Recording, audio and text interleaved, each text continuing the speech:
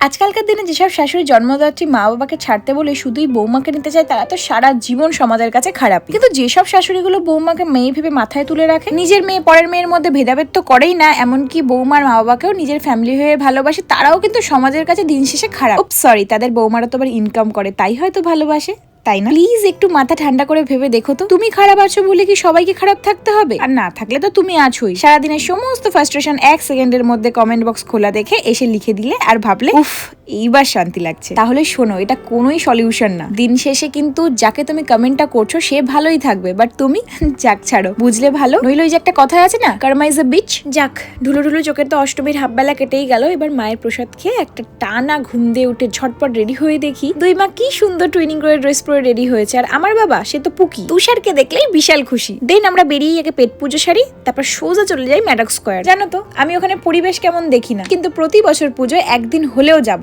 শুধুই তোমাদের জন্য। ভালোবাসা কে না চায় বলো তো, কিন্তু ওই যে এসেই বলো না যে ভয় লাগছিল, ভাবছিলাম আসবো কি আসবো না, এটা বলবে না, চলে আসবে। ভালোবাসি তোমাদের, কেন বোঝো না? আর দেখো আজকেও সকাল হয়ে গেল, কিন্তু ঠাকুর দেখা আমাদের এখনো অব্দি শেষ হচ্ছে না। না বাবা লেট করলে হবে না, একটা পাপড়ি চাট খেয়ে সোজা বাড়ি।